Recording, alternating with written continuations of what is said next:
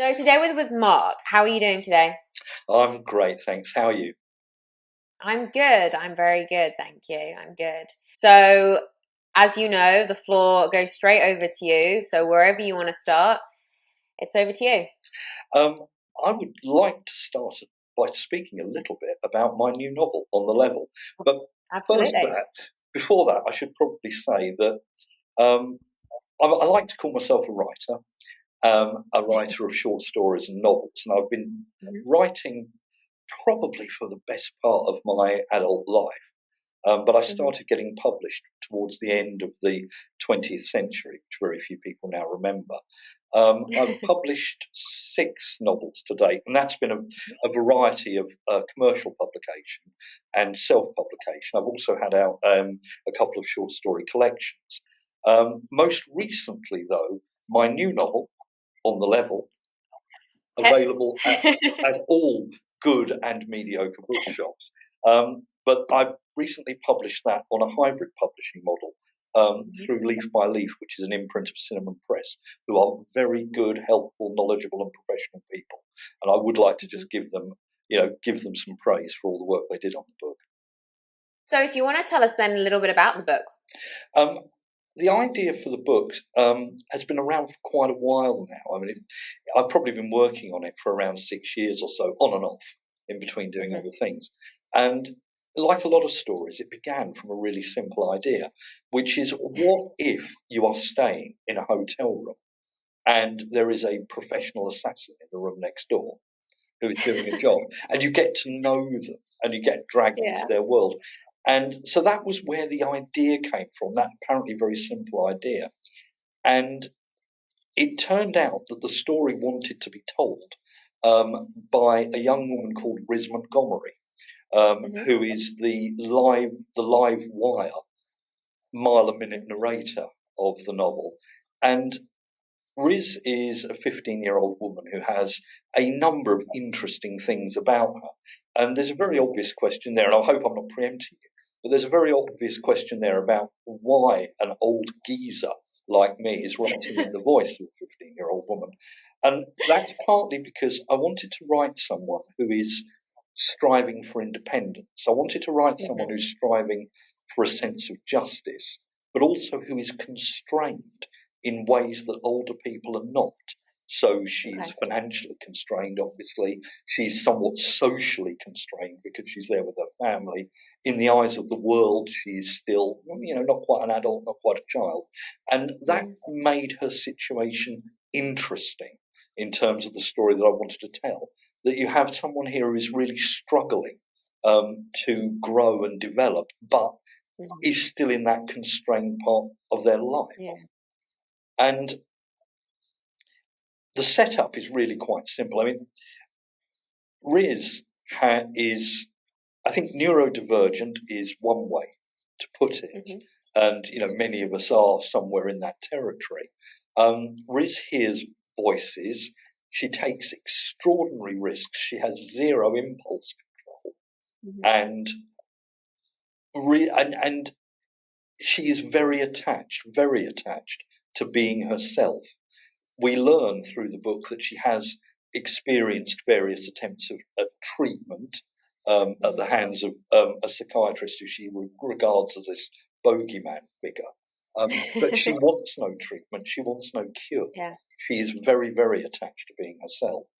And in telling that story, it, it also emerged that she is a huge fan of Mark Rothko, the Hmm. artist Mark Rothko. And that, of course, is not accidental, because it seemed to me that someone with Riz's characteristics could very credibly be attracted to the work of Rothko. Rothko, as you know, Hmm. has particular impacts on people that other artists don't have.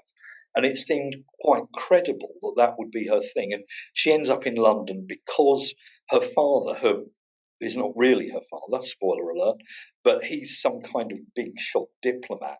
And in London, you have this conference going on, which is kind of like the G20. It's kind of something like that. He's dealing with the big shots there, and it happens that you have a big Rothko exhibition going on at at the National Gallery at around the same time. So that's what got Riz to London. But unfortunately, with the family that she hates, they're staying in this very, very upmarket hotel. It's very upmarket because it's where all the conference attendees are. So it's a place that's highly luxurious, full of police, totally surrounded by a ring of steel. You can imagine how how you do these kinds of conferences. And she's staying in a suite that has an adjoining door to the suite next door.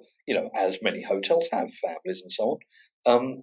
And she goes exploring, and she meets the man who is in the suite next door. And she only ever refers to him as the man. His identity is not quite clear. He's some kind of international assassin. And in some ways, he's almost a caricature of the classic gangster. He's a very sharp dresser. He's a very sharp talker. He's got like an antique cigarette case. He's got an antique cigarette lighter. He's got an old watch. He's just almost a caricature of that kind of 60s jet set glamorous gangster.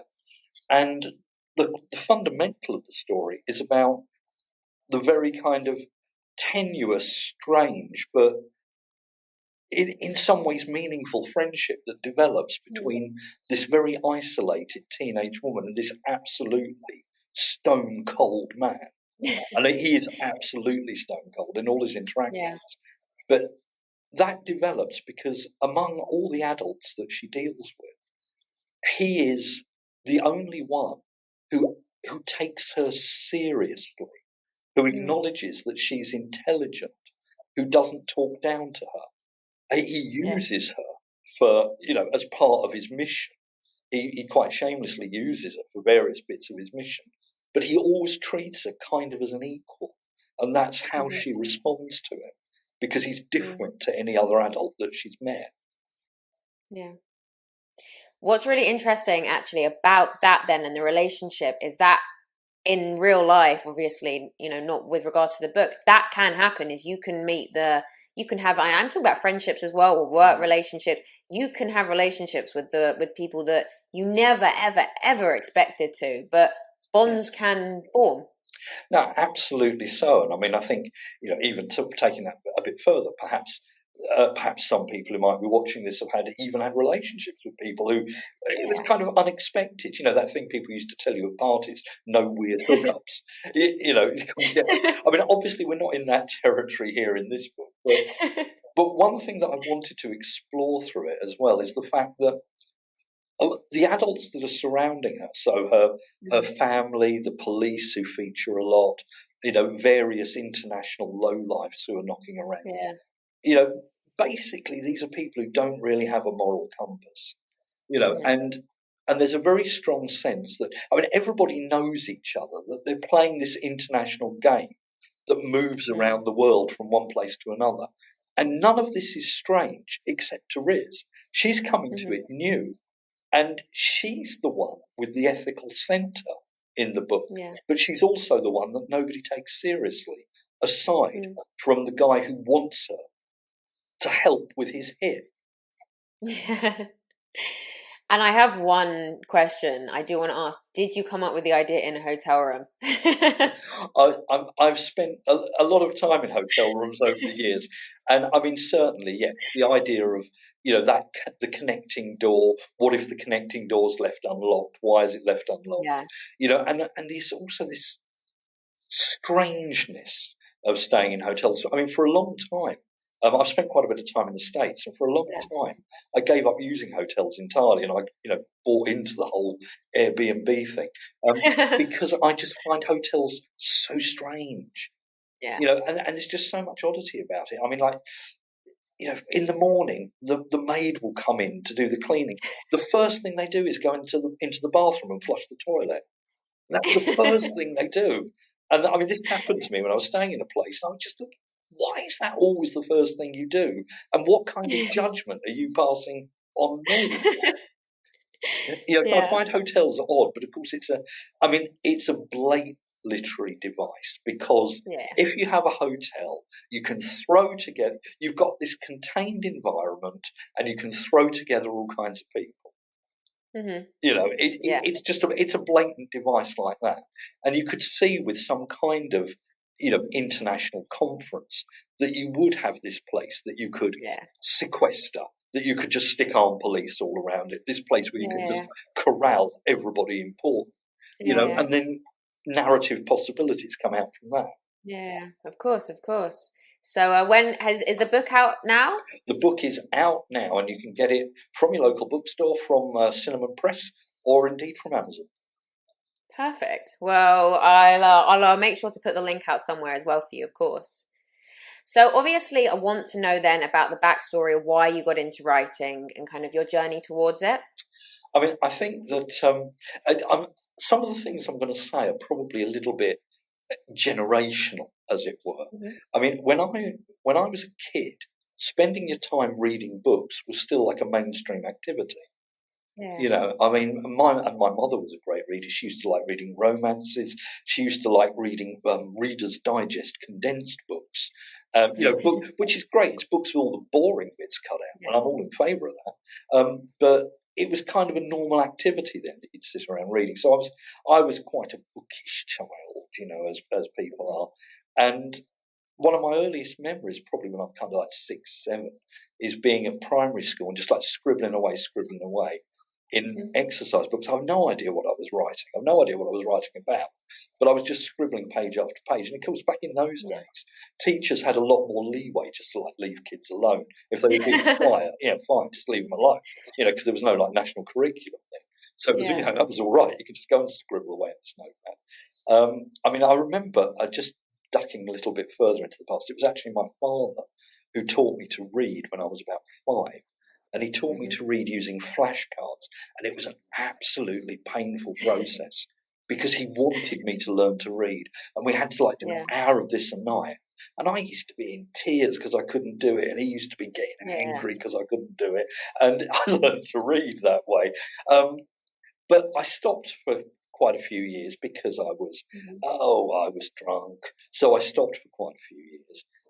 And probably I took up writing again seriously, I would guess, kind of probably the very end of the 1980s, the early 1990s, which was when I started to write what became my first self-published novel after work, was around that time. And then Claire was the one that followed that. But that was, thinking back now, I'm not quite sure if there was one single trigger for that. But I think there was something I just wasn't doing. There was something my brain wanted to do that just wasn't getting filled by other things. Yeah. And I just started writing, and I found that for all the occasional frustrations, I found that I really enjoyed doing it. And I've been doing it ever since. I've been really, really privileged that, I've had short stories published, for about 20 odd years here and there, mainly, I must say, in the US. I can't even get arrested in Britain, mainly in the US, but also had a couple of novels published commercially and a short story collection published commercially, as well as, self-publishing and the hybrid venture with On the Level. Yeah, it's about finding things that fulfill you for sure. And you were saying that, you were trying to find something that you didn't feel completely fulfilled, and writing made you feel that way.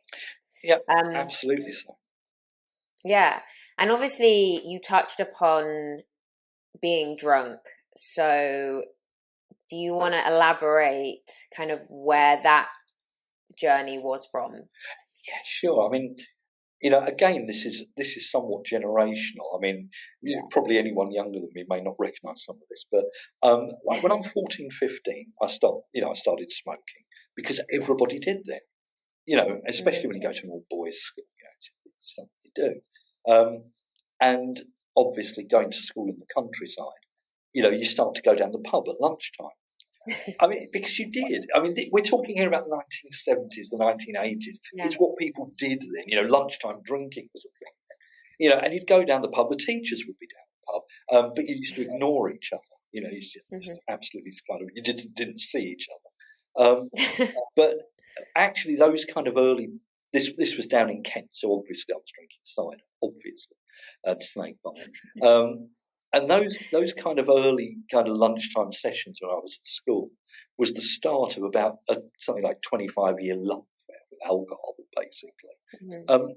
I mean, if you really, if you kind of want to get a bit psychoanalytic about this, it's interesting. There's nothing in my family background. There are no drinkers in my family background. Yeah. You know, my mother never touched a cigarette in her life. My father used to smoke like one woodbine a day. He'd have his dinner and then he'd have his woodbine, and that was it.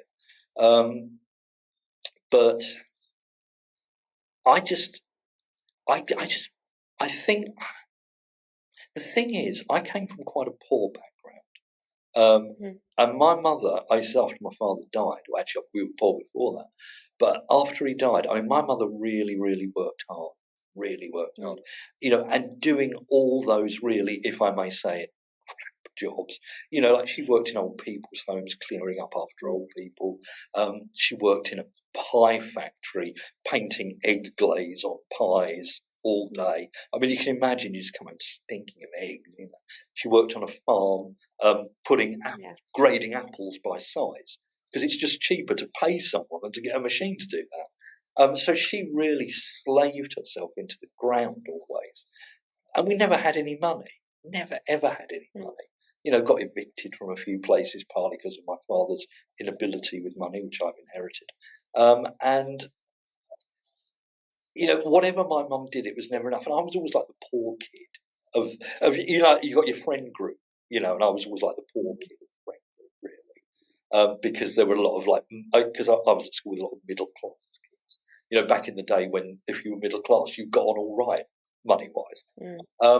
And just drinking just made me feel different. It just made me feel like a different person. And I guess that's no great insight. I mean, just ducking back to on the level, I mean, Riz is a prodigious drinker and does a lot to try and get alcohol because, it just makes her feel like a different person. And obviously, as anyone who's been a drunk knows, drunks never really understand how drunk they are, and they always think they're more capable than they are. I was a nasty person to be around when I was drunk, absolutely so. And of course, you tend to fall in with other people who are also quite drunk. And again, coming from school days, we used to smoke a lot of weed back then. Kids, you didn't invent this. We used to smoke a lot of weed back in the day, and and also take a bit of speed, on sort of nights out. And I just kind of ended up drinking an awful lot and taking a lot of speed, taking a lot of cocaine, and smoking a lot of weed as well. This is kind of what I was doing for probably about 15 or 20 years of my life, and all the time feeling quite invincible. And actually, looking back, and obviously, hindsight, let's not go there because we'll all get hugely depressed. But, those are the years when I should have been writing. Through my 20s and 30s were the years when I ought to have been writing, when I ought to have been really focused on things instead of just being an annoying mess. Yeah, no, I guess that's the thing that's, like you said, I guess hindsight, isn't it? It's the beauty of hindsight that you see afterwards where, what, why, how differently it could have been. And then obviously, did you have a glimmer of hope moment where not even a glimmer of hope, a moment where you thought, right, I need to sort this out. I need to change. I need to do something differently. I mean, yeah, there was. I mean, this was kind of before I kind of stopped doing everything. I actually stopped doing all those things quite suddenly, which is a bit of a story in itself. We can talk about that in a moment. But I mean, I remember, and this is, how like the particular tells you about the general. It was one Saturday. So, of myself and my partner at the time, we spent all our money on alcohol and weed, so we didn't actually have much money to go out. Although we used to kind of go out as well, but so a typical Saturday might be spent, taking some speed, drinking gin with Alka-Pops as a mixer. Okay. That's when that's proper drinking. That's properly being an alcoholic. Drinking gin with Alka-Pops as a mixer. And just going around and being silly. And I remember this particular Saturday, we've just been doing all this stuff, and it got round to about 3 a.m. So you get to about 3 a.m, it's buzzing, You're absolutely buzzing. You can feel your veins. You're buzzing so much. And so you then just smoke a load of weed, to Yeah. calm you down. And that's what I did. I smoked a load of weed, calmed me down, fell asleep. Next thing I knew, that was on the Saturday, sort of early hours of Sunday morning. It was 6 o'clock on Sunday night when I woke up, and it was winter, so it was dark. So I'd gone to sleep in the dark, woken up in the dark, and it just dawned on me, and this is like a really obvious thing, it's no great revelation. It dawned on me, I've actually just wasted a whole day there.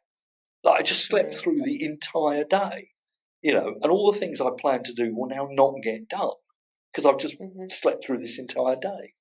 And that was probably the first time when I really thought, this is not a great idea. Yeah. This is not a great idea if you're going to lose like half of your weekend. And it's like 6 o'clock on a Sunday night, and now I've just got to have something to eat and then go back to bed because I'm getting up to work in the morning. And that's half the weekend vanished away. Yeah. And that's when you just start to think, it isn't intelligent doing this. Yeah.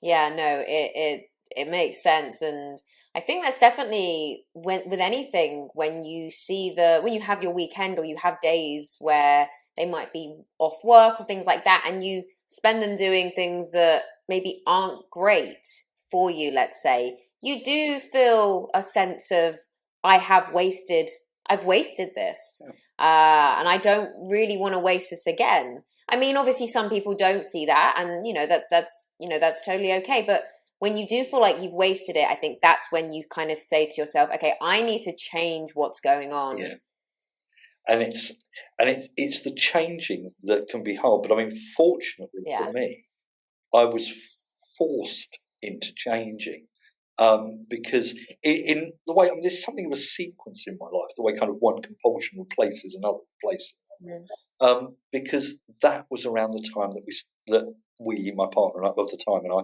that was around the time we started having children. And I can happily say that that's accidental because my children all know that they're accidents. They're all aware of that. I should say that they're adults now. They're all grown up. So this was a while ago. But then when you start to have children, you realise that you actually do need to change because you have this responsibility that nobody can prepare you for. And the thing is, friends and family members can tell you about their experience, but no one actually can prepare you. And this is not a massive insight. I mean, people say this. No one can prepare you for being responsible for this human being that can do nothing, for itself. And it really, and also, of course, the inevitable expense that comes from having children as well. So the only way around that was just to stop doing all the things that I'd been doing before. Smoking, drinking, everything. And I mentioned that as well as taking speed, which nearly killed me once, but that's another story. But taking speed, taking cocaine as well, mixed together sometimes. A speedball, I believe the hippies used to call it. The thing about coke is, and I don't want to be misunderstood in what I'm saying here, but it's really nice at the time. When you're out of your head on coke, it's really nice at the time. But it's not nice long term. But actually, I didn't have any option except to just stop doing everything. So I just stopped cold taking everything. And I felt so ill for months. For months, I felt really ill, as well as putting on vast amounts of weight, which I've never lost. But that's actually just because of my idle lifestyle. But I just felt so ill for such a long time because you just stop taking this stuff. And I mean, when I say I felt ill, that's a really nebulous way of putting it. So, for example, I'd like be on the tube, say, travelling home, and you'd start to get the bends where it feels like all the surfaces are moving, bending around, twisting, and you're sweating like a summer's day. You're absolutely drenched in sweat, and you look at all the people in the tube carriage, and they all look like bloody maniacs. And you think, and you think there's something wrong with all of them. And you think, can they see actually what's happening to me? Yeah, they can. They can all see what's happening to me. They're all looking at me, and that's what it's like, or that's what it's like for me. I can't speak for everyone. That's what it's like for me when I just stopped taking all that stuff suddenly, because it takes your body months and months to adjust, and you just feel so damn rubbish. But what happened was that at the time there was a spell after my first son was born when I wasn't working, and his mum was. So for about the first year of his life, I was like his main carer, as they say. And actually, kind of being on your own all day with a small child, it kind of steals you up a bit. But obviously, the old trick, if you put them in the pushchair, you take them out, and they fall asleep because the motor rocks them asleep. So I would do that of an afternoon. I'd put him in the pushchair, take him out, go for a walk, go this particular circuit, around the local streets, North London, where I was at the time. And it was doing that my mind actually began working on stories again. Because just walking around and around with him in his pushchair, waiting for him to fall asleep, looking at the streets, looking at the people, just thinking, I wonder what's going on here. What are the stories happening here? This was when I really started to get into writing again, because it gives you time to actually think out some like narrative problems when you're doing that. I mean, I'm a great walker anyway. I walk a lot. And then what happened was that 3 more children followed in quick succession, and that was what I was saying about one compulsion replacing another, because at one point we had 4 under 6 years old, which you probably don't usually see outside of certain religious communities, and this is basically just a very, very lax attitude to contraception, essentially. So you suddenly have this family and a whole tribe of them as well. And then, and so what happens then is that writing became the kind of grown-up activity that I did, because obviously with that many children, or even with just one, I mean, there's a lot of logistics you have to deal with. There's a lot of stuff you have to do, especially when they start school. There's a lot of just stuff needs doing, and engaging with other kids' parents, which is always kind of ghastly. But so writing, carving out 1 or 2 hours at night becomes the kind of intellectual stimulation. It becomes the adult thing that you do. And of course, now that they're grown up, and I've been, we've been, their mum and I have been split up for many, many years now. So, kind of living on my own now, I've kind of grown quite hardened into this life of, if I'm doing nothing else, then I'm writing. Essentially, that's what I do. I mean, I used to, when I was a kid, I loved TV. I was brought up by TV, and of course, everyone knows in the 70s you had the best TV. I was rubbish now, But I mean, I haven't owned a TV for 16 years. My weakness, I have to say, is YouTube. The internet is my weakness. But I just spend all time writing now, because that's the thing that really fires me up. And of course, I mean, coming out of just being a nasty mess, and because you can't really work. I mean, I was working through much of this period, but you can't.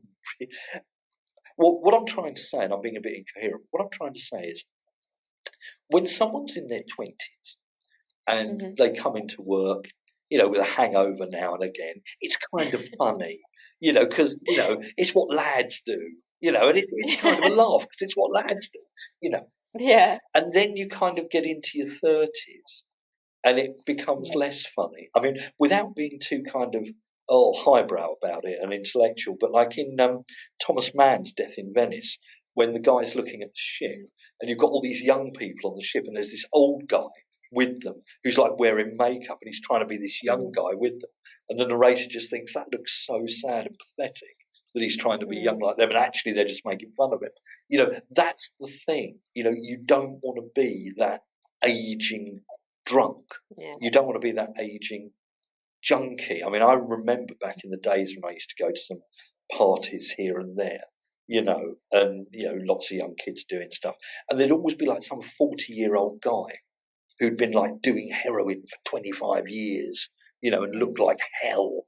And he'd always be there kind of trying to pick up a young girl or get people to pay attention to him. And you think you actually don't want to live long enough to be that person. You know, you have to stop doing these things, because what's funny and forgivable in your 20s just becomes rather pathetic later on. And I mean, I say that without any, you know, without any kind of ill feeling towards addicts at all. You know, if you're addicted, not everyone can just give things up. I mean, I gave things up and it hurt. It hurt for months, but you know, it worked in the end. Not everyone can, and so I don't say it with any ill feeling, and I don't say it with any kind of boasting. But I just could see myself becoming that sort of pathetic figure, and I just didn't want to be that. No, and I think, but that's the thing is, you know, you're saying it that you don't have, you know, any negativity to say, but in a way, no, you're not boasting, but it is difficult to give, you know, something like that up. 100% is difficult, whatever your addiction is. So the fact that you did and you have, yeah, you can boast. I think it's definitely, you can be proud to boast, and you should, you know, pat yourself on the back occasionally, because it is an amazing thing to do that. If you know, if you want to give it up and to be able to do it, that, you know, that is amazing. I mean, I still want to thank you for that. I mean, I still feel something of the nervousness. I mean, for example, for a long time afterwards, after I gave all that up, I didn't touch alcohol at all, because I was kind of scared of going back down that path. And you know, probably about 10, 12 years ago, I started to think, you know, actually this is a little bit unhealthy, having this kind of fear. And I'm now in a place where, you know, once, maybe twice a year, I'll have a glass of red wine, you know, on a special occasion with special people. You know, I will have one glass of red wine, and I can do that, and I can put the glass down and walk away from it, because I didn't want to be scared of alcohol. You know, I wanted to have like this normal relationship with it. So I mean, I can do that now, but it's not something I do very often. Obviously, I mean, I you know, I actually still miss smoking cigarettes a bit, but it's a bit foolish to go back to smoking cigarettes. And as for the other stuff, forget it. Yeah. You know, it doesn't help you. I mean, I'm just running off my mouth a bit here, but I mean, it's just, I think I bought a bit into that myth that, you know, if you take loads of substances, you're going to be a better writer. And, you know, can I just, looking through the lens here, you know, take it from me, really, it doesn't work. It's not true. It's really not. Yeah, because you hear stories that when people have been on XYZ, they've been more creative, and they have been, whatever their art or their talent is, they've almost done it, you know, more creatively, to put it bluntly. But yeah, we'll take it from you. Yeah, I mean, if you know, there's nothing inherently wrong with experimenting a bit in your life. I mean, I get very dispirited when people are totally risk averse, and it seems to me, and this will sound a real old fart thing to say, but it seems to me that a lot of younger people today are far more risk averse than my generation was, you know. And I think that the point about risk management, I can tell you because I know, the point about risk management is not to completely avoid risks, but to take properly managed risks.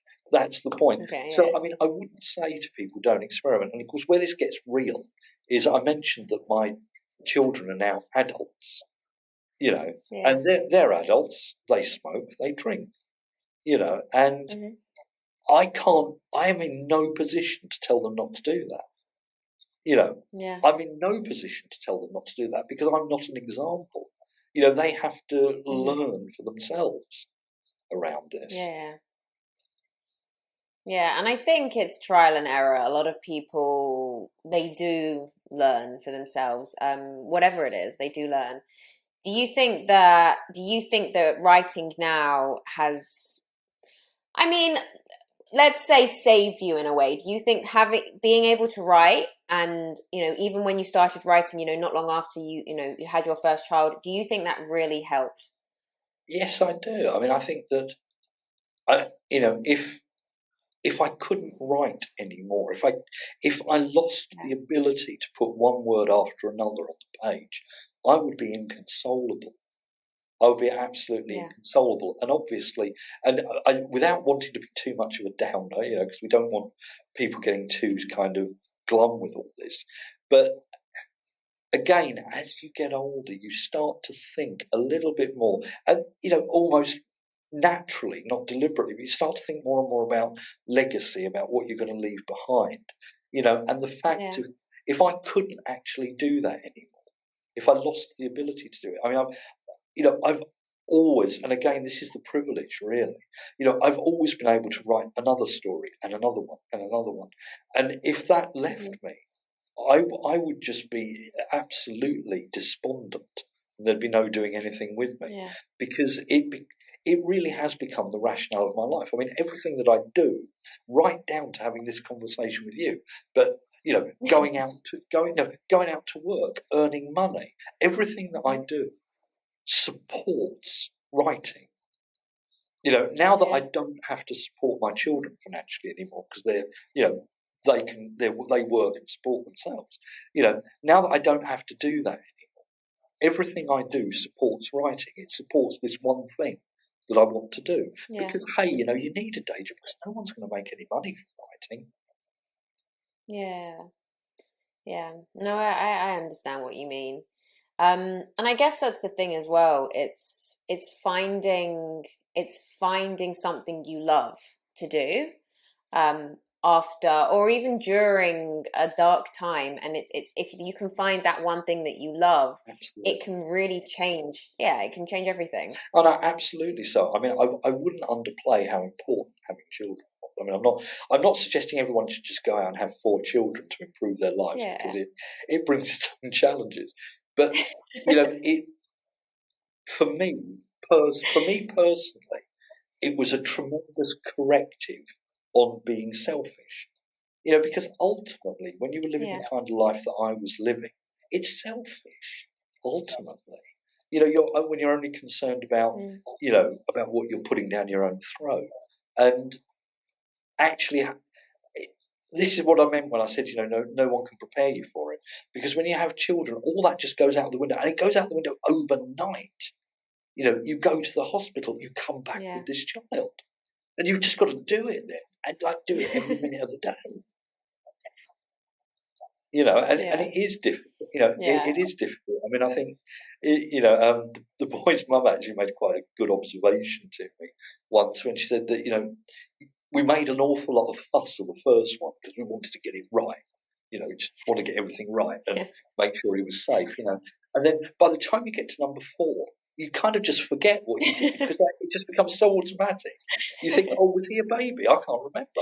I had these other 3 to look after. Yeah. And you actually, Yeah. you get more skilled at it, and you worry less. I think probably the more children you have, the less of the panicking parent thing you have because you've seen it all. Yeah, But yeah, yeah.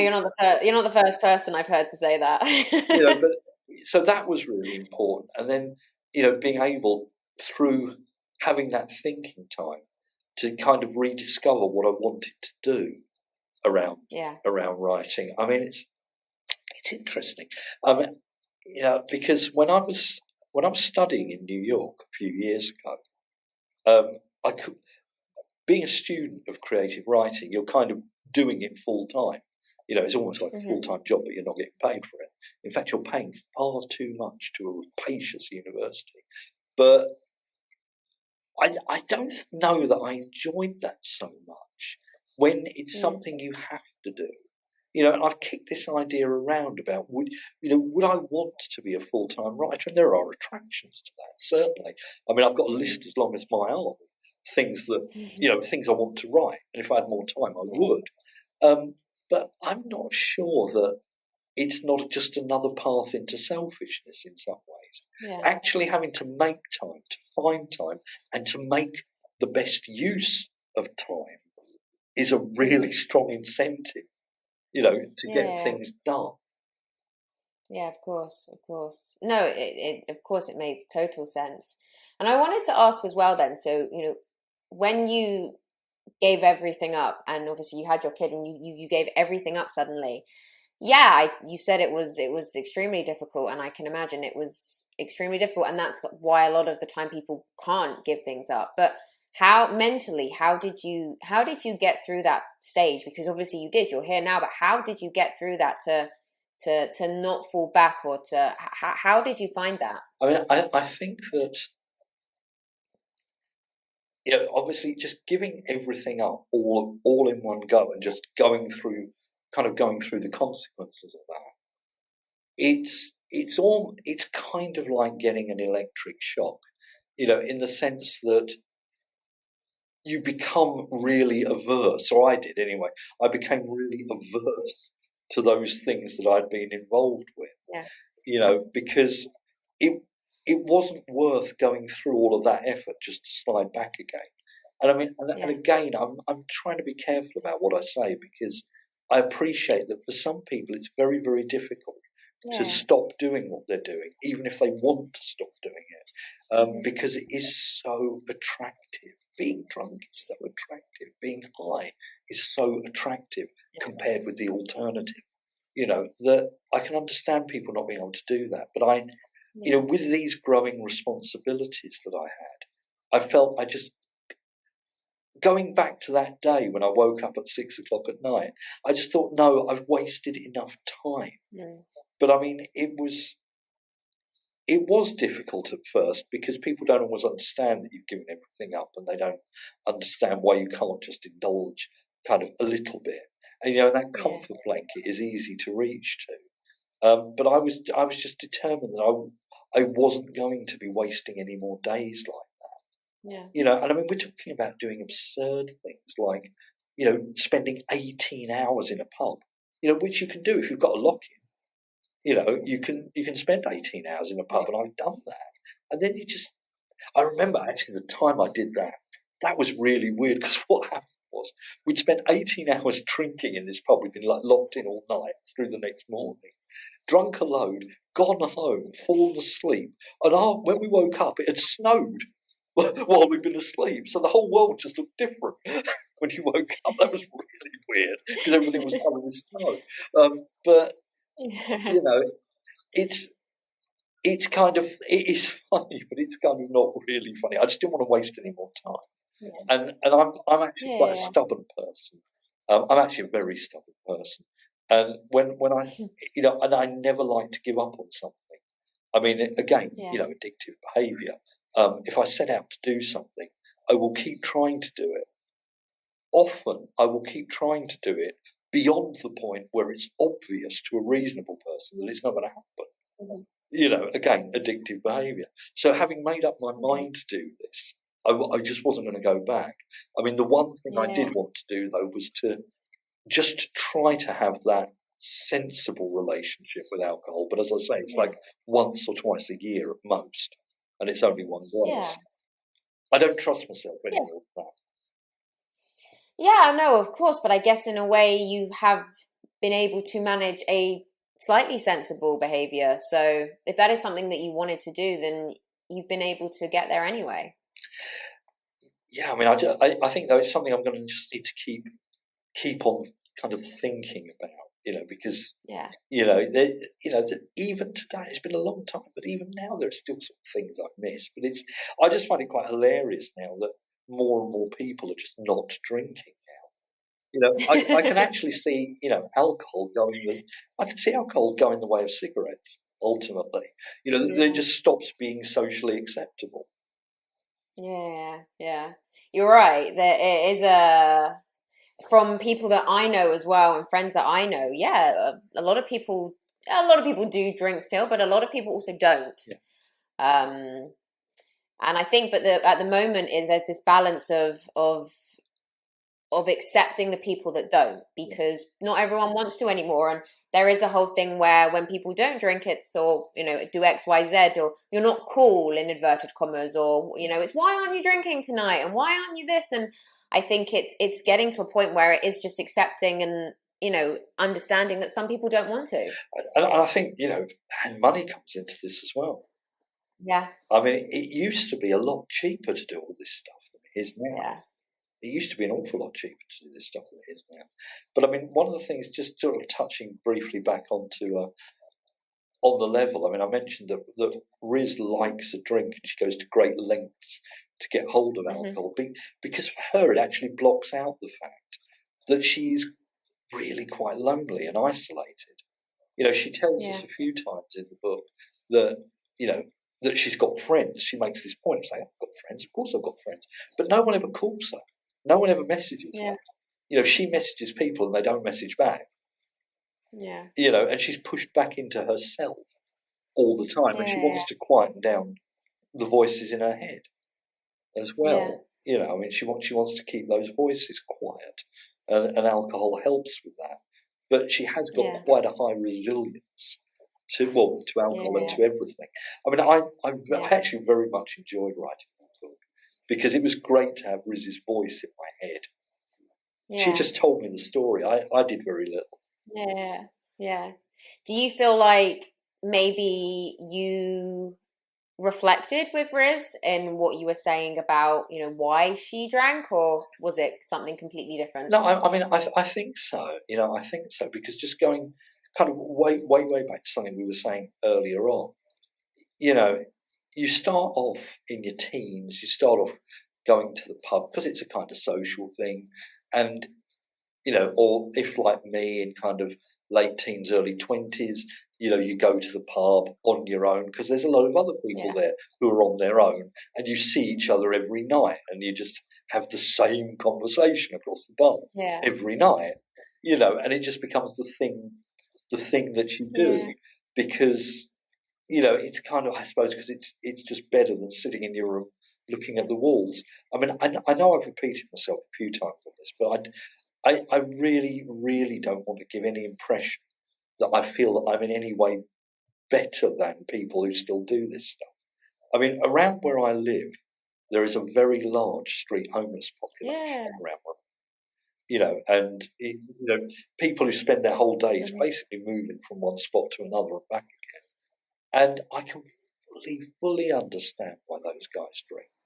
You're sitting there at people's knee level all day, trying to get someone to pay you some attention, to give you a bit of change. And of course, no one actually carries cash anymore these days, and of course you've got to drink. What else are you going to do?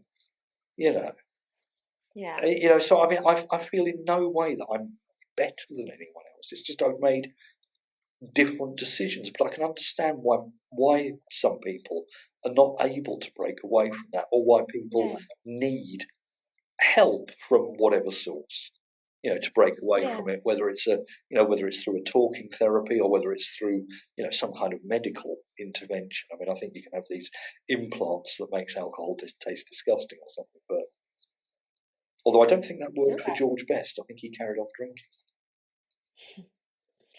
But I guess the thing is it's, you're not coming across that you are better than anyone else, and you're not coming across that you think that way.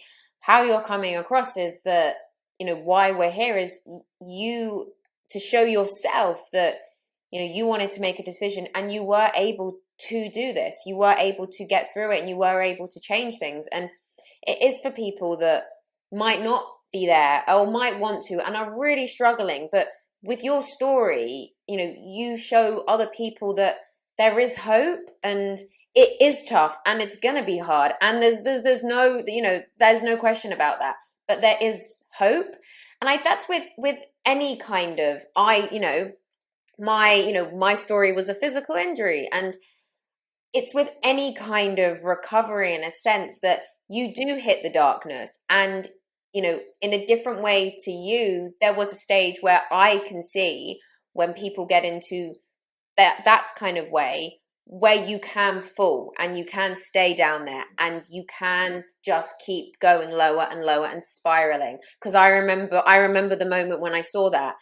And then I also remember saying the moment where it's like, okay, but I can do this, or I can do something different about it. So I, like you, can understand completely, but in a such a different context of how easy it is to stay in that state, and whether it's addiction or whatever it is, how easy it is to stay there, and Absolutely. how difficult it is to take that very first step. How difficult it is. I mean, I can't. You're absolutely right. I mean, I can't even remember, sadly, the first day I had without drinking. You know, for many years. I'm sure I was just hung over the whole day. I'm sure, or had a headache the whole day. But I mean, again, talking about hindsight, Yeah. I wouldn't swap that experience. I Yeah. wish I could remember a bit more of those days, you know, because Yeah. years pass. I mean, that's the thing, when you're drunk, years pass. They Yeah. just go, you know, and you don't really have, I can't remember my 20s, early 30s, hardly at all, Yeah. you know, and I'd just like to be able to remember a bit more about those days. But if it hadn't have been for those times, then I wouldn't be who I am today. You Yeah. know, and I'm saying that. So, I mean, I think probably if I'd carried on that course, I wouldn't have been dead. I would imagine. You know, I nearly died once from taking some speed that I knew instinctively was dubious. I just had this instinct it was dubious, but I Yeah. took it anyway.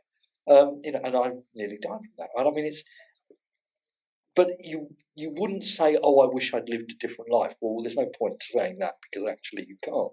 You know, Yeah. and there was value in doing all those things.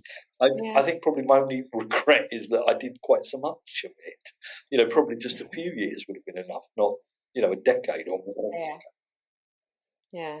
It's really interesting because I did want to actually ask you, would you have changed what you've been through? And you said no. And I mean, more people than not say that. More people than not say that they wouldn't change the event or the circumstance or whatever it is they went through. And I think that's a Yeah. really interesting, just a really interesting, frame of mind and just concept. So I mean, on the practical level, you know, you mm, can't change that because you can't go back. yeah. And what a mess life would be if you could go back into the past.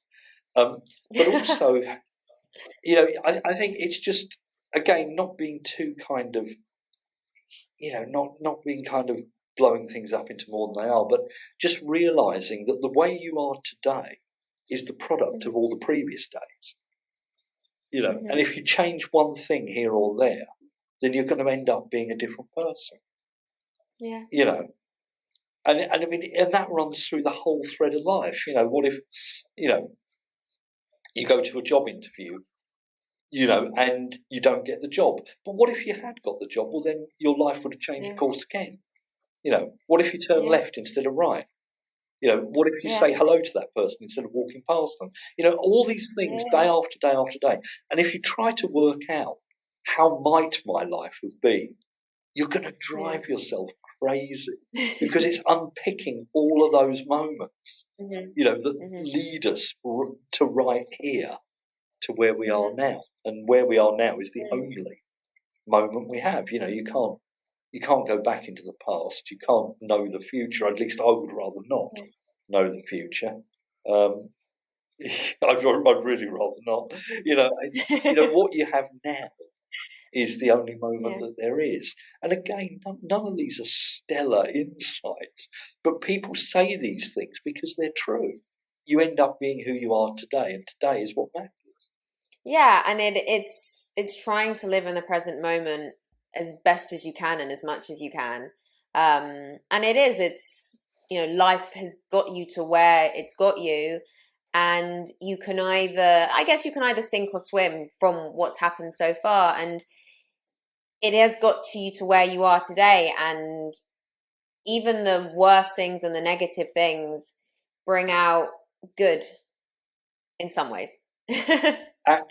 Absolutely so. Absolutely so. Now I've got sort of, the pleasure of, seeing my sons who are now in their, they're in their early 20s, so they're just Yeah. starting out doing all of this. And interestingly, I mean, I am already a grandfather, because one of my sons has that same lax attitude to contraception. So I've now got this beautiful granddaughter, which I never expected to happen. Well, I'm Yeah. sure he never expected to happen either. Yeah, no, that's adorable. And I wanna ask, what's your one piece of advice for, and let's focus on addiction here. What is your one piece of advice for somebody that might be in that state where they do want to change, and they do want to let go of it, and they're really struggling? What is one thing that you would say? I would say that if you really want to let go of it, and you're convinced that you want to let go of it, but it won't let go of you, then Hmm. find someone to help you. If you Yeah. can't do it yourself, then find someone to help you. And there's no shame in finding people to help you. You Yeah. know, there's no shame in, if you've got to move a heavy ladder, getting someone else to carry the other end of the ladder. Yeah. Really, it just makes sense. Yeah. So if I'm not saying I would advise people to stop. I would just Yeah. say I would advise people really to consider, what they want to be doing in 5, 10, 20 years, and whether they Yeah. still want to be that person, because it's not going to change. I spent a Hmm. decade or more doing pretty much the same thing every day, Mm. you know, and obviously, when you're a really hardcore drunk or a hardcore junkie, all your energy is invested in getting the next drink, getting the next fix. So every day becomes the same. So if someone were Mm. misguided enough to ask me my advice, I would say, well, if you're serious that you want to stop, then get someone to help you, talk it through with someone. Mm. Find someone whose Yeah. opinion you trust, try and work it out. Yeah. Yeah.